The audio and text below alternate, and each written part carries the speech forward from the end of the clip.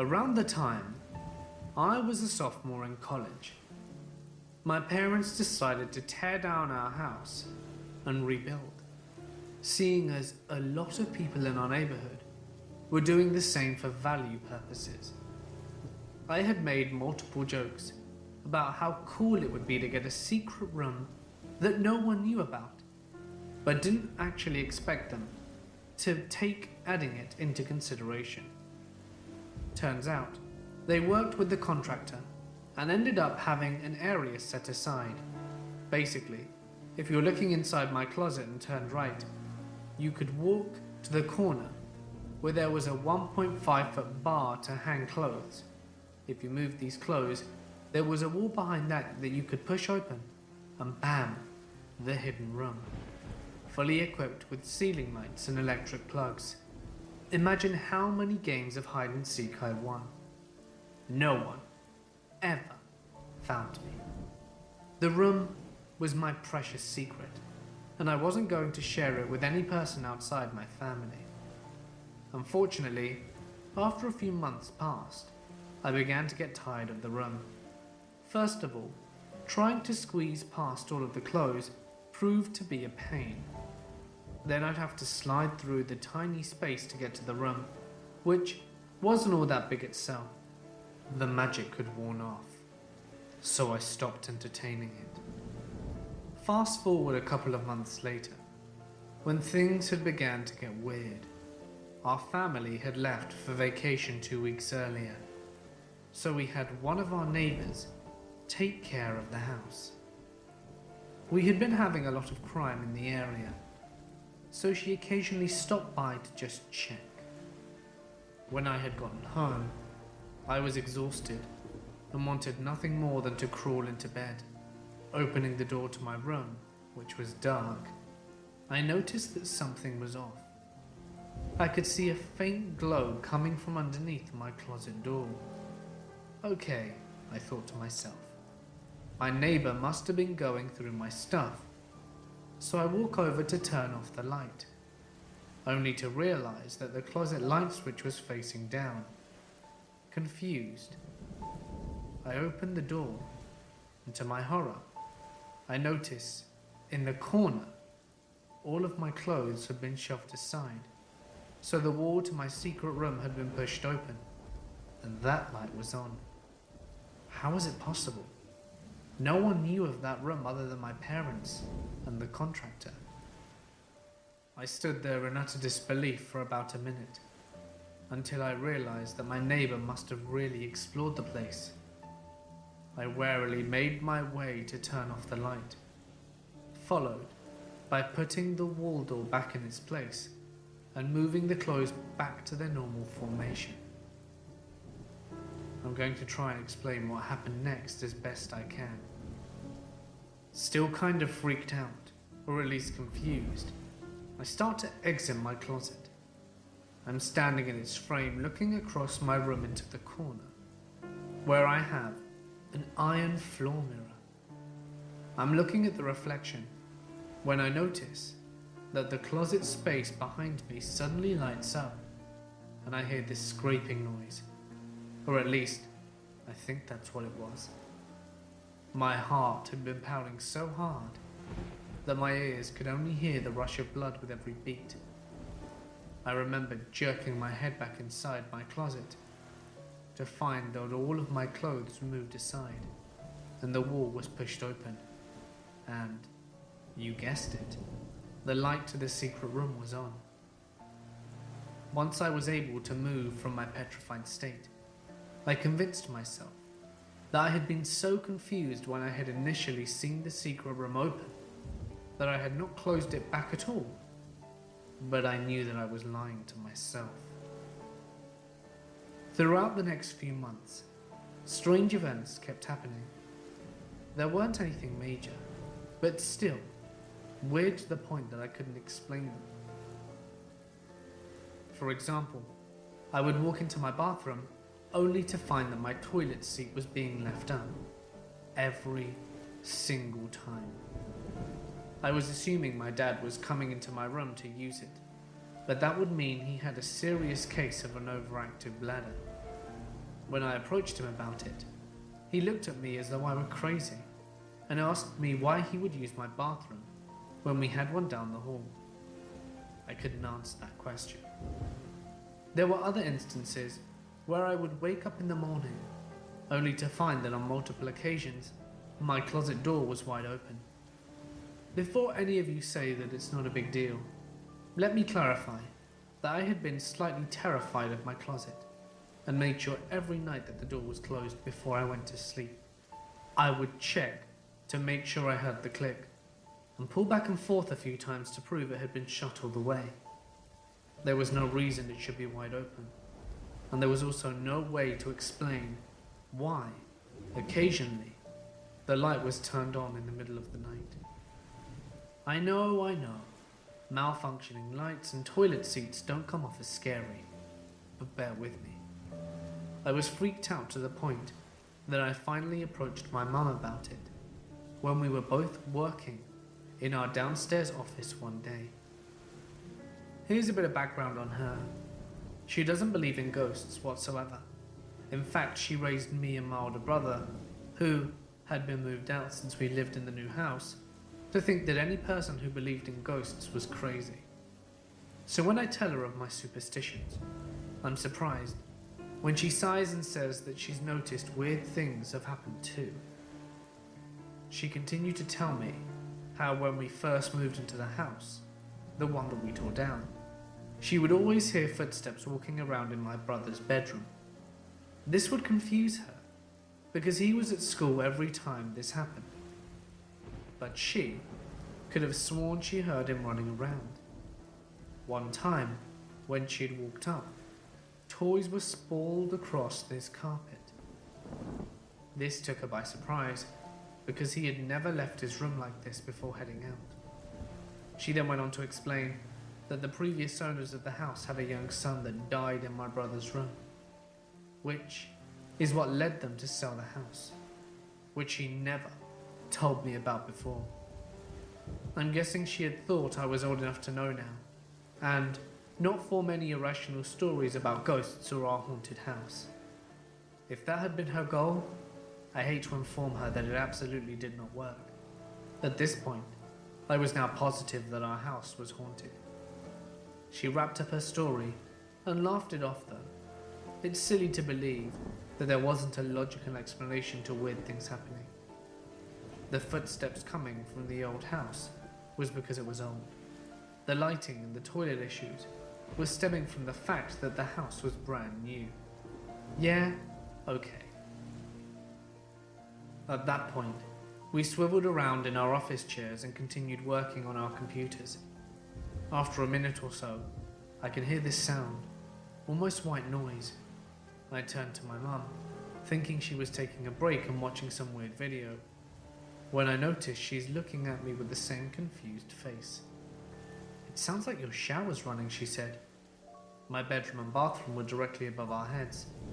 Our dazed expression stemmed from the fact that my shower hadn't worked for a good month or so, as a new house comes with many problems. Right as she said that, the water had stopped running, and things went silent, right before we heard 5 loud footsteps. I remember seeing my mum turn white, and immediately bolt upstairs past my dad, who was sitting on the couch watching TV. I finally joined her, only to find that she was looking in my closet, under my bed, everywhere. She had tried to explain to my dad what she had heard, but he insisted it was some piping issue, and she eventually believed him. There was no way that was piping. I just kind of stayed upstairs, accepting the fact that something weird, but probably harmless, was occupying my room. Oh, and as I was thinking about everything that had happened, I realized that my current room is exactly where my brother's room used to be. I know that's not how hauntings work exactly, but it makes for a better explanation at least. I grew up in a haunted house, but I'm not sure if it was me or the house that was haunted. I've had spooky shit happen to me my whole life. This is one of interest. I'm not here to prove that the supernatural exists. If you don't believe it, that's fine by me. But I know what I experienced. When I was a young child, I had an imaginary friend called Sally. She wore a white dress, black shoes, and a red bow in her hair. She was white and had blonde hair in a ponytail that went down to her waist. We would only play in my basement, never outside, in a park, or upstairs in my home. As I got older, I forgot about her, and I figured that she was just a fragment of childhood imagination, and didn't think about her until I was a teenager. My best friend and I were talking about our childhoods, and eventually spoke of imaginary friends. I brought up Sally, and to my surprise, my bestie described her to a T. I asked her how she knew, and she said, "Sally is in the corner. She's always in the same room as you. She doesn't like that I can see her, and is glaring at me." That gave me chills. Whenever my bestie was over from then on, I would ask her where Sally was. She would point to a corner, and I shit you not, I would see a white flash in the spot she had been pointing. My ex-boyfriend told me that he would see a split image of a little girl glaring at him from corners if he entered a dark room alone. I was talking to my current boyfriend a couple of months ago about Sally, because he believes in the paranormal. When I described what she looked like, he got pale and told me that he too had seen her. According to him, he saw her in a closet one day. He opened the closet, and right in front of his face was a pale blonde girl with a white dress and a red bow. Her eyes were pitch black pits, and her mouth was agape with pointed teeth. Ice went down my spine after he told me that. I told him that my favorite place to hide as a child was that closet. I played a lot of hide and seek in that house, and no one ever found me in that spot. My boyfriend's childhood home is also haunted. If you look at the kitchen window at night, you can sometimes see a face looking at you in the second-story window. His parents have both said they'd seen it. I've seen it too, and it scared the crap out of me. My boyfriend's house was haunted, like I said. Here's an incident that happened at the time. He and I are weirdos, and fairly quickly into our relationship, we started discussing the paranormal. He said that, as a child, he would see figures running in the patch of trees behind his house. He told me about the face in the window and phantom footsteps that would walk around his house when he was home alone. I didn't doubt a word. One night after work, he picked me up to spend the night at his house. I worked really late, so it was around 1 a.m.-ish, and we hung out in his garage so that we wouldn't wake his parents up. After we went to bed, I realized that I had left my purse in the garage and stepped out to get it. At this point, I had seen the face in the window, so I was wary of his house at night. His garage is detached from the house, so I had to go outside. I have to fully step inside the garage to reach the light switch, and to my dismay, the lights barely turned on and only gave off half a flickering glow, as they were old crappy tube lights. My heart was pounding as I walked into the depths of the half-lit garage. As soon as I grabbed my bag, the lights turned off, and I heard the sounds of children laughter surrounding me. I booked it back inside and didn't even bother hitting the light switch. I told my boyfriend, and we both didn't get much sleep that night, and I have never been to that garage alone since. This other incident happened to me When I was a kid, I had friends in the neighborhood that I hung out with all the time. There was an old lady down the street that we called Granny Shay, and I would go visit Shay to swing on her tire swing sometimes and play with her cats, crows, and kittens. She always fed the strays and birds, so they were friendly. Granny Shay loved me, but hated the other kids, as they were mean to her cats and ruined her garden. Granny Shay passed away when I was in high school, and her granddaughter rented a room in the house to one of my childhood friends. One of the boys that Shay had disliked so strongly. One night, the granddaughter was away, and my friend had a small party at Shay's house. We were sitting in his room when he told us that Shay had died on the very bed that we were sitting on.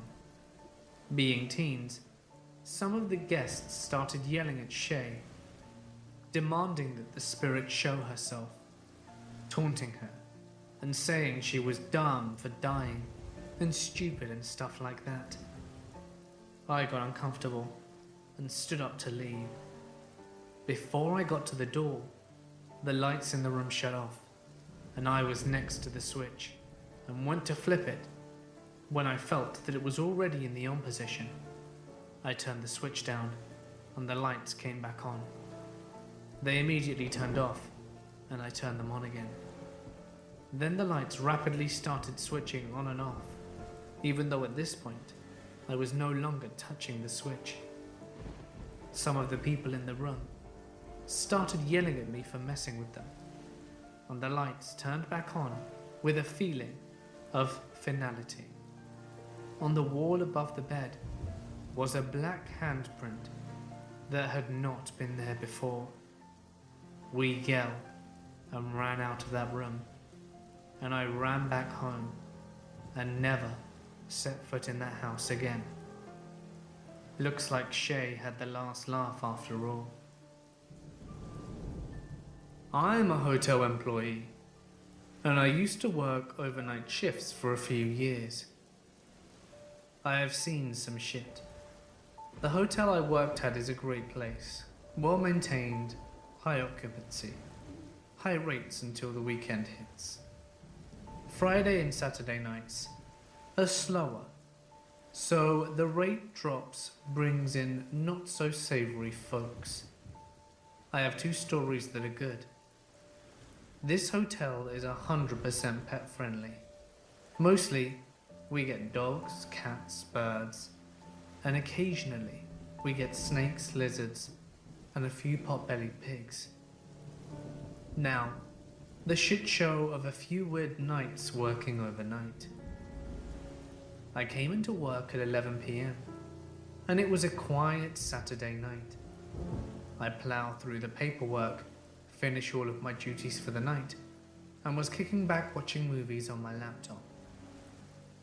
All of a sudden, a guest comes to the desk asking if we had a room with 2 beds available, the rate, and asks about our pet policy. I answer their questions and check them in. The guests leave and said they were going bowling and that they would be back. A few hours later, at around 2 a.m, they call the front desk for an extra robe and remind me to deliver it, saying they would make me worth my while. I ask the bellman to go watch the desk and go deliver the robe. I get to their room and knock on the door, and the guests ask me to come back in a few minutes. I go smoke a cigarette and come back 10 minutes later. I knock again, and they ask me to go away and come back later. I oblige, and as I'm walking away I hear a snorting sound. The sound was horrendous. It sounded like a pot-bellied pig. I am walking away thinking, what the hell is going on? My bellman calls me on my walkie-talkie and asks if I called the fire department and an ambulance. I let him know I did not, and I walk back to the room. I drop the robe at the door and knock to let them know I had an emergency to attend to. The guests fling the door open and frantically ask if I was the fire department. I look down the hall and see paramedics and firemen racing towards me. I look in the room and see a 250-pound woman in nothing but a robe and a red thong laying motionless on the floor. The woman is grey with foam coming out of her mouth. The pig noise was the woman fighting to breathe. I step inside the room and hold the door for the emergency personnel. They ask the couple what happened, and the couple responded that they happened to have met their friend in the bowling alley. They were all celebrating their birthday and had too much to drink. Their friend was too drunk to drive, so they came back to the hotel to let her sleep it off, and she just collapsed. They give the medics her name and as much information as they know about her. By this time, the sheriffs arrive to escort the medics to a hospital. The sheriff sees that this couple are bullshitting their story and asks the medics to empty the woman's purse. What falls out is a pharmacy of pills and powders, along with her ID, and piece together the woman was a pill-popping prostitute. The couple fesses up that she was popping pills and drinking heavily all night.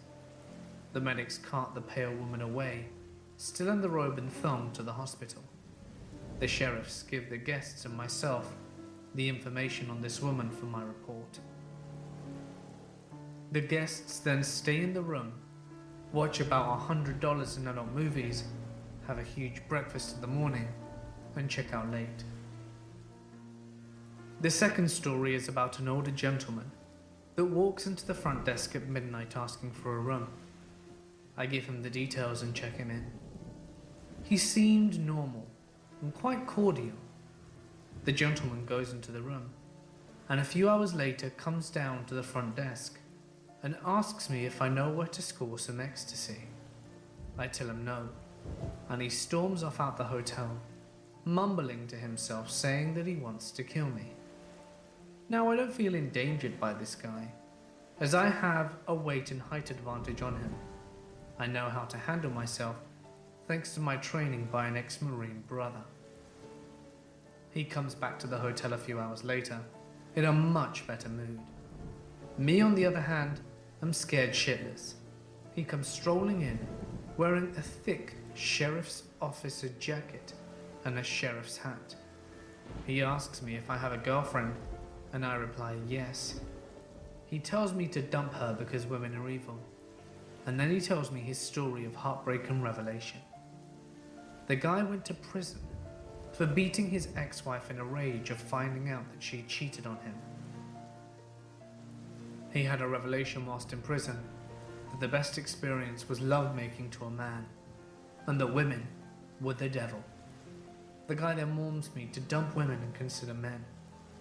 I apologize to him about how I am straight and thank him nonetheless for the story. He then walks away, saying to reconsider and not to knock it until I've tried it. Once he left, I called 911 and asked if anyone is missing a jacket and a hat. They say that they will check on the on-duty officers and will call back. They call back and ask me if the person was staying at the hotel. I confirm with them the details and the description. They inform me to keep away from him, that he took a brick to a window of a cruiser, as the officer was on his lunch break at a nearby diner and was just doing paperwork at a table, and stole a taser jacket hat and club. A few minutes later, the hotel is surrounded. The officers ask for his room number and an override key.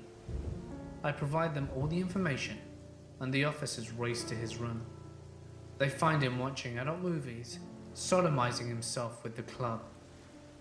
They come out with the guy cuffed.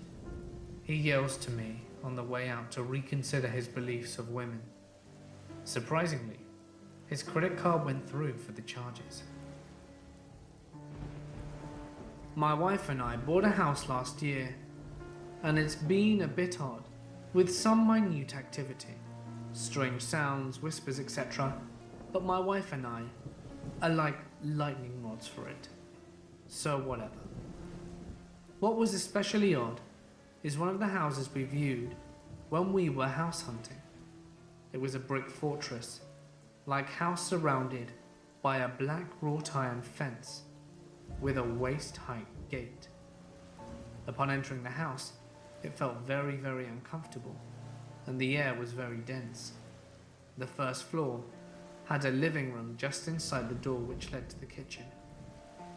There were a few other rooms, but each room connected to the next, and were maze-like. The house was a Cape Cod, and the second floor was especially strange. The floor had a collection of cheap children's gym mats and random carpet pieces and rugs stapled to the wood floor in utter chaos. There were crude paintings of a 1930s Mickey Mouse and elephants, and everything was super creepy. The basement was the worst.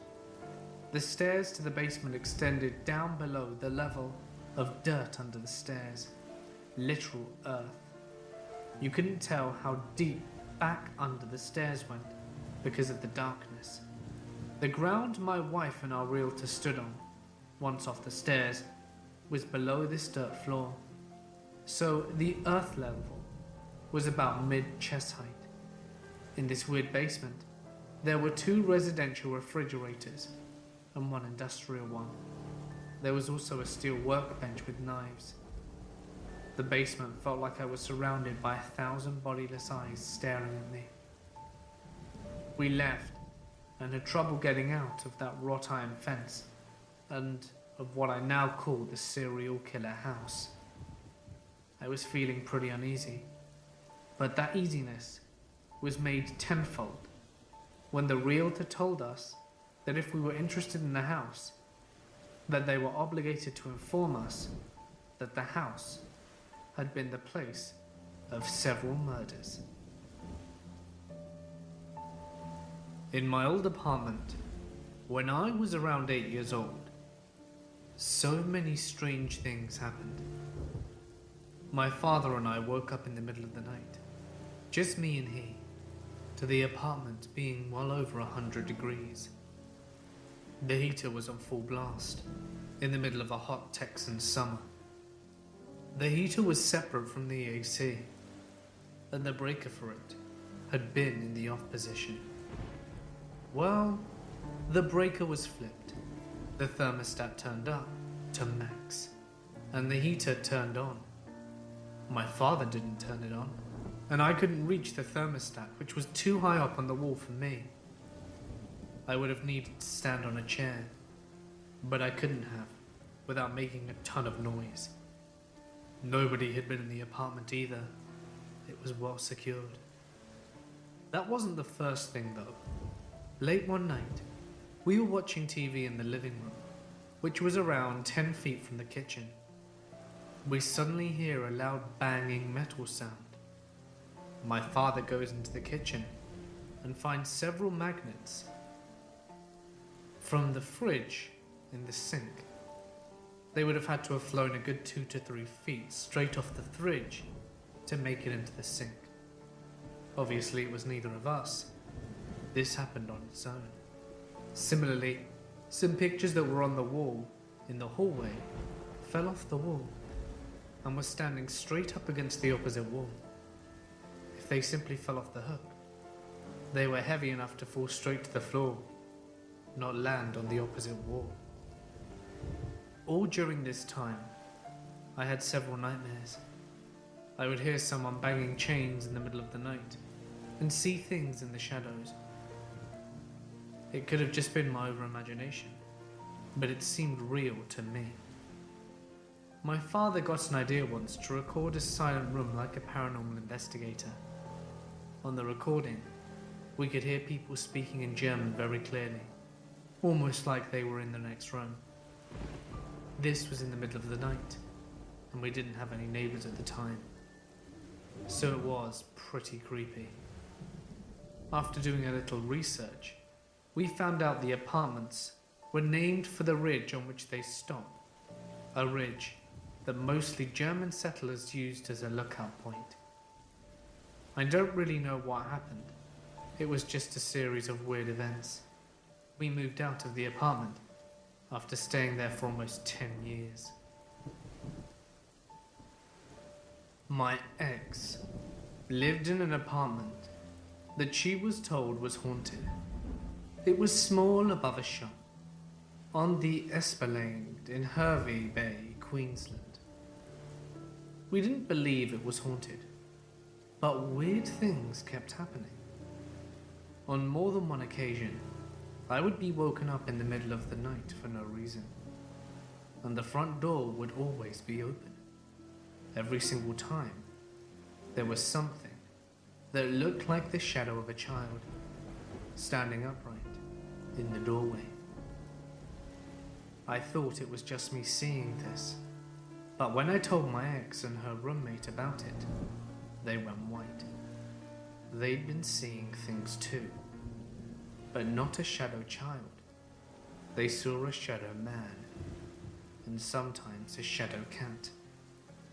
As we talked, we could feel the atmosphere of the apartment pressing in on us. We could feel something in the room with us. I thought it was a bunch of horseshit. I don't believe in ghosts or whatever, but the more we spoke, the more afraid we got. So my ex's roommate called up one of her spiritual friends who does cleansings regularly, and he came into the apartment and instantly broke into a sweat. He told us something bad was going to happen now, and that we needed to be aware of it. We did a cleansing and casting out ritual, and right at the very end, my ex's roommate's CD player switched on and played Bon Jovi's Bad Medicine at full volume. The CD player wasn't plugged in and did not have any batteries in it. The only way we could go turn it off was to take it across the road to the beach and dump it in the ocean. To start off, I live in Maine. What does this mean though? It means it's very common to see lobstermen and very rare to see anybody on your property. It's also very cold and snows a lot. Anyway, I was over at a friend's house participating in a party, and a bunch of us guys were going to sleep over. I know, unimaginable, right? Sounds like the plot to a cheap horror movie.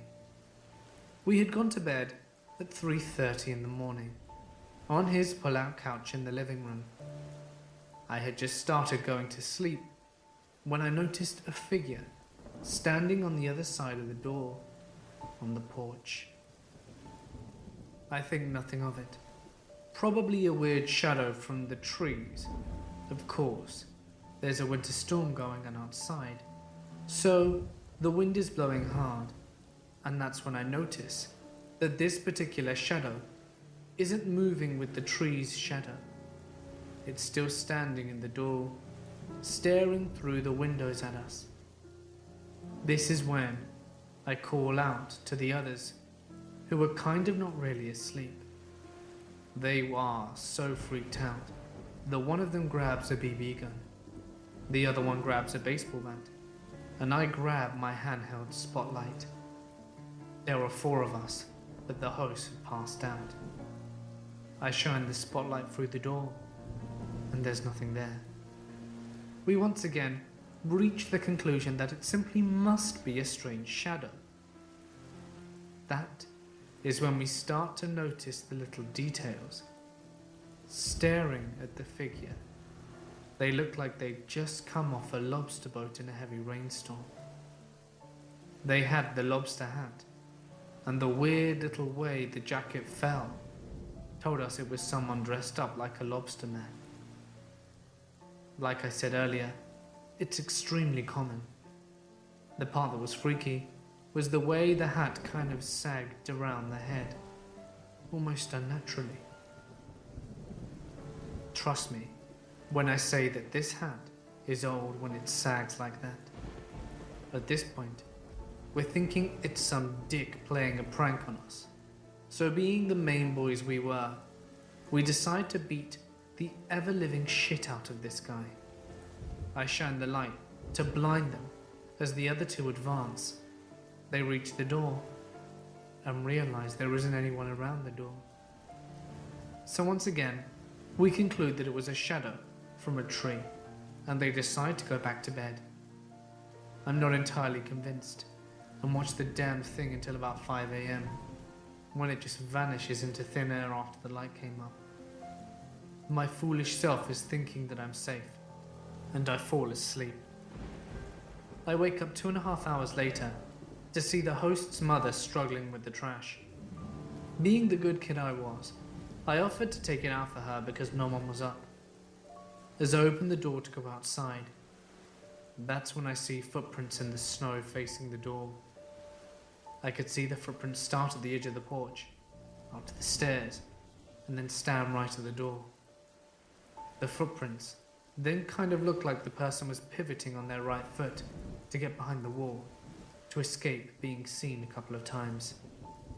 They then led up to the other edge of the porch, with around a 15-foot drop, and disappear. There's nothing on the other side of the edge, and nothing in the couple of feet of snow below. And while yes, I did first think Snowdrift got caught on ice to make the footprints, I then realized they were clear boot prints, with thread and all. The scary part is, the thread matches rain boots, which go with the hat and jacket.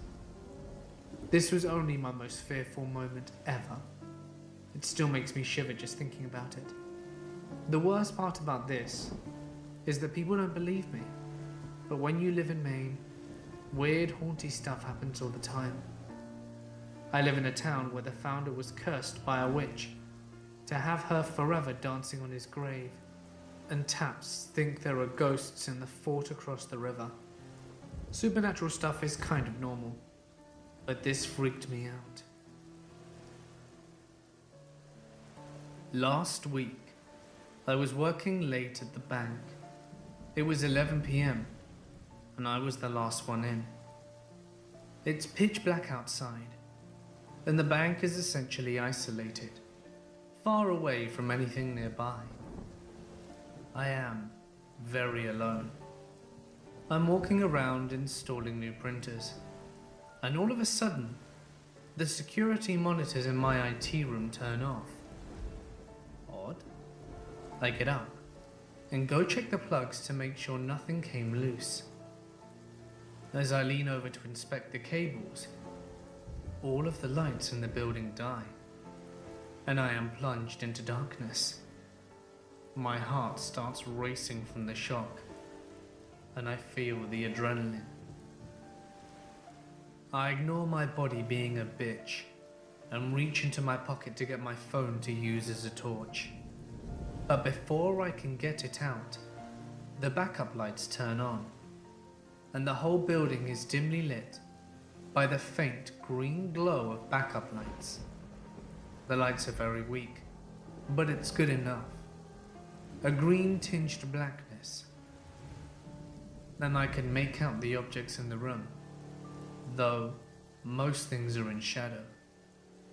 I leave my phone where it is, and I forget the monitors, and start walking towards the banking hall, where all the tills are, because that's where the circuit breakers are, and I guess it's up to me to fix this shit. The bank is built like a bomb shelter, with thick concrete walls, and multiple heavy block metal doors. I have to swipe my ID card multiple times just to get into the hall, and I am scared that I could get locked in between two doors if the power fail has messed up that system. I'm quietly thinking about what I should be doing if such a thing happened, and I'm still a bit jumpy from the shock earlier. I'm always looking over my shoulder and studying the shadows as I walk past. And that is when I hear a blood-curdling scream. Not a shrill woman's scream, like it would be if this were a film, but the death roar of some deep-voiced barbarian. It's a long, loud and primal scream and I could almost feel it vibrating in the air. It's coming from the banking hall, and I freeze in place, right before the final door, freaking out, and just stare at all the grey-green locks of the metal door as I listen. The scream seems never-ending. It feels like the guy's been yelling for 3 minutes or more without taking a breath. But the adrenaline makes time-telling difficult. I'm trying to control my breathing, and I check behind me, the shadowy concrete green corridor I came from, and decide that I need to press on. I turn to the door, swipe my card, and open the door as fast as I can, bursting through ready for anything. I manage to scan half the rooms, and as I open the door, I'm blinded by a white, strong light, and the scream suddenly stops. My eyes adjust, and I can see the lights were just the main power reactivating. I'm staring into a normal room. The silence was terrifying. Heart pounding in my chest and ears, but everything seems in order. The white light bouncing pleasantly from letters on tables, and the computers turned off and quiet. The bulletproof glass all fine, door to the front correctly locked. The scream was gone, the screamer unaccounted for, and the lights back on. Being quite freaked out at this point, I left out the back way in a panic and called it a night.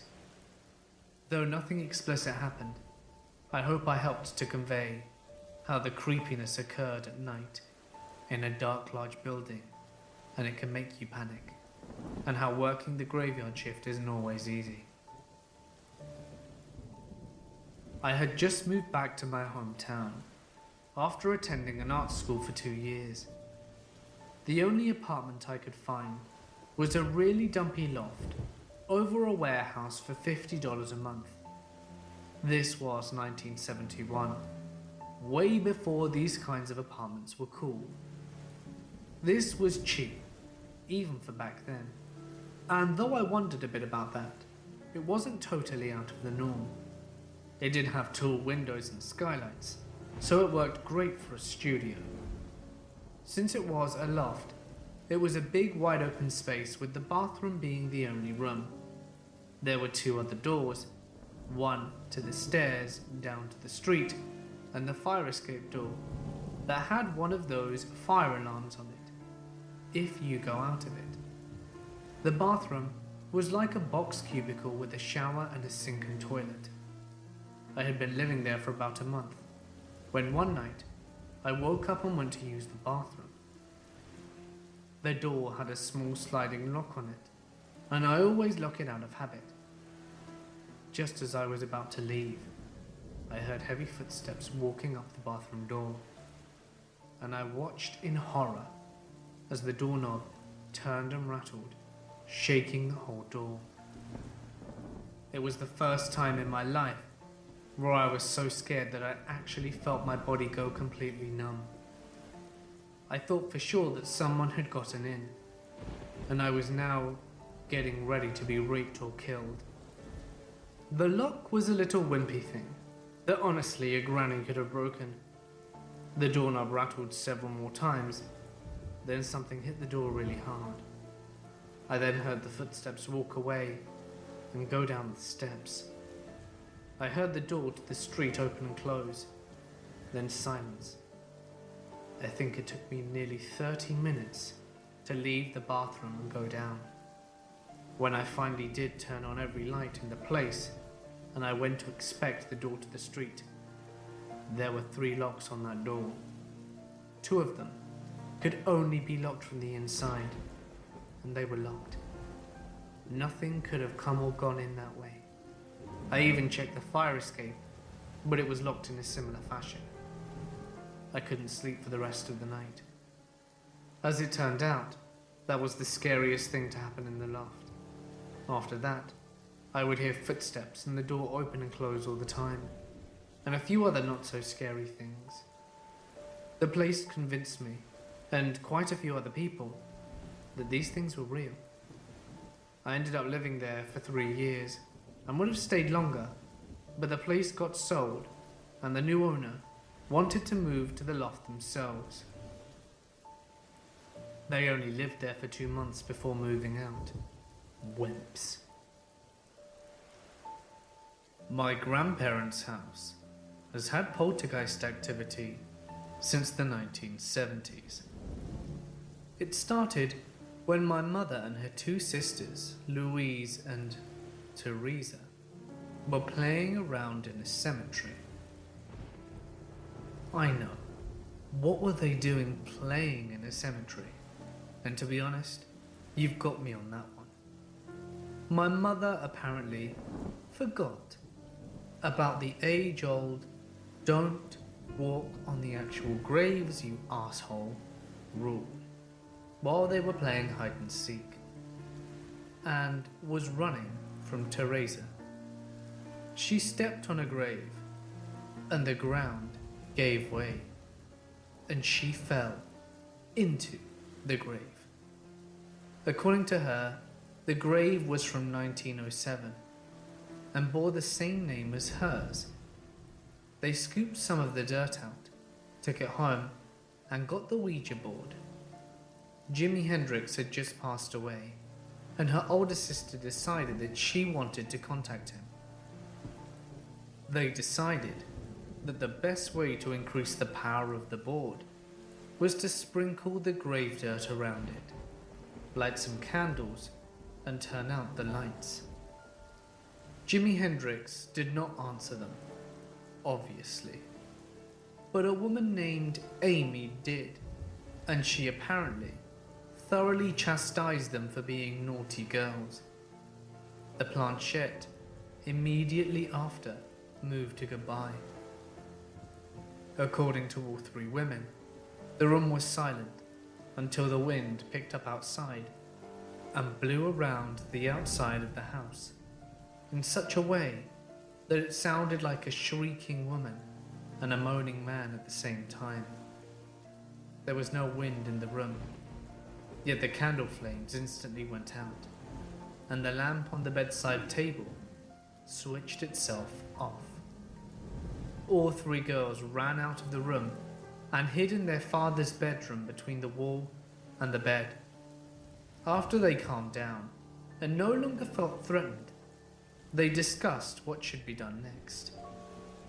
They went back into Louise's bedroom, where they had been performing the seance, brushed the dirt into a linen handkerchief, retrieved the board, retrieved salt and matches from the cupboard in the kitchen, and went outside in the backyard. They said the Lord's Prayer while holding hands and sprinkled the board and grave dirt with salt, poured gasoline on it, and burnt it. They went back inside, feeling like this was over, and tried not to think about it anymore. Nothing happened for a few weeks, until the youngest sister, Louise, began having terrible nightmares, to which she would wake up screaming several times a night. My mother was next, followed by her older sister, Teresa. My grandparents, both very quiet and not the type to tell tales, described the upcoming months as nights with no sleep, rushing from one room to another, flicking lights on and off, falling into bed after soothing one daughter, drifting into sleep, only to be awoken by another screaming girl. This went on for several months, and then stopped abruptly. Just as my grandparents were beginning to feel well rested, Louise began screaming for her mother and father in the night again. "There are people in my room!" According to Louise, she would wake up because she could hear people talking, and when she would open her eyes, the bedroom lights would be on, and there would be a man and a woman standing in the corner of her bedroom, sipping cocktails and having discussions about the weather. My grandmother started sleeping in a bed with her now 16-year-old daughter. For the first few days, nothing happened. Then my aunt, poked her awake in the middle of the night. Grandma opened her eyes and looked around the room, seeing nothing and heard no noises. And when she began to ask Louise why she woke her, Louise grabbed a fistful of her nightgown and said, "Shh," and then the lamp on the bedside table turned itself off. My grandmother jumped out of bed, grabbed Louise by the arm and dragged her into my grandpa's bedroom. She woke him up, told him what happened, and they both slept in his bed for the next several weeks, until Teresa, now 18, was going off to college and moved out, at which time they moved Louise into Teresa's old bedroom. There were more things that happened over the years, but it slowly tapered off into an every once in a while thing, once they moved Louise into another bedroom. Now, 47 years later, that bedroom is like a time capsule. My grandmother used to clean it weekly, but they never moved anything out of it except Louise's clothing. All the furnishings have stayed the same, and after years of refurbishing every other room in the house, that room still has pea green shag carpeting, an orange and gold owl wallpaper. Since Grandma died 10 years ago, and no one has really bothered with the room except for the occasional clean, when there are one too many extra overnight guests, and someone has to sleep there. And no one ever makes it all night. We almost always wake up to find this person sleeping on the couch. At night, when no one's in the room, you can hear people talking. A lot of people. Like there's some kind of party going on in there coming from that room. As a child, that room was the source of nightmares. All the other cousins would play tricks on the younger ones to force them into that room, only to lock them in. I myself was locked in the closet when I was 7, but that's a whole nother story. Until their cries for help attracted adult attention, or even just the standard, "You're too little to play with us. You have to stay in the back bedroom for 5 minutes alone if you want to play." They've been small bouts of activity through the house over the years, but it's really just something that everyone got used to. And for the last 35 years or so, the room has kind of just belonged to them. My older cousin actually locked me in the closet in that room when I was about 5. I say locked, but all she really did was close the door. I don't remember why I couldn't get out, but I remember trying to open the door and not being able to. I didn't want to yell for help, because that would make me a chicken, and she wouldn't want to play with me anymore, and it would get her in trouble, and she wouldn't want to play with me even more after that. So I sat on the floor of the closet with my back to the wall. It was quiet for a moment, and I heard footsteps outside the door, so I thought she was finally going to let me out, but she didn't. According to her and everyone else in the house, she had gone outside to ride her bike. I heard the wire coat hanger start moving back and forth across the rail on its own, scraping back and forth, and then an old doll fell from the top shelf and landed in front of me. It was the kind that had the little soundbox inside, and when it landed at me, I looked at its little sad plastic face, and it said, "Mama." I started screaming bloody murder, and pounded on the door, and my grandfather came to the rescue. I remember hearing him running down the hallway and seeing him sling the door open. It was really traumatic for me. Probably not as traumatic for my cousin, and he made her sleep in that room all by herself that night as punishment. She's pretty much hated my guts ever since, but it was all her fault anyway. I'm glad my grandpa gave her a taste of her own medicine. I was about 12 years old and staying at my grandparents' house after my aunt's wedding. The house itself wasn't very big and was the same house that my mother and her brothers and sisters lived in growing up. After the wedding reception was over, my mum wanted to take me back to my grandparents for the night, so all of the aunts could go out and get a couple more drinks When we arrived at the house, my mother and I both could very faintly hear a baby crying, with a woman talking, trying to comfort the baby. Now this house isn't very big, so you can hear pretty much any noise in any point of the house. Our initial thoughts were that someone forgot to turn off the TVs in the house, so we both walked around the house, trying to find the TVs that were left on. To our surprise, not a single TV or radio was left on, but the volume of the woman and the baby remained constant. It didn't matter which room we were in. If we were in the basement or the landing, the volume of the lady and the baby was always the same. This, of course, scared the shit out of me, as I never believed in ghosts before this happened, but there was no other explanation for it. Now my mother was a little freaked out as well, but she had a bar to get to, and she then just told me that it was nothing, got in her car, and left me alone in the ghost house. I immediately switched on the TV, with the volume as highest as it could go, without blasting out my eardrums. I was exhausted, but drank pop to not let my body fall asleep and give this thing an opportunity to attack me whilst I was asleep. My parents showed up a couple of hours later, to a kid, all wild on sugar, just staring at the TV screen. I later told my aunt who grew up in that house the story, and she was ecstatic. She had always claimed that she heard a woman and the baby in the house growing up, but nobody believed her. Ever since that day, I believe that something like ghosts exists to some degree.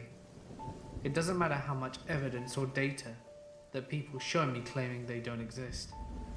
I know what I heard, and it gives me chills just thinking about it.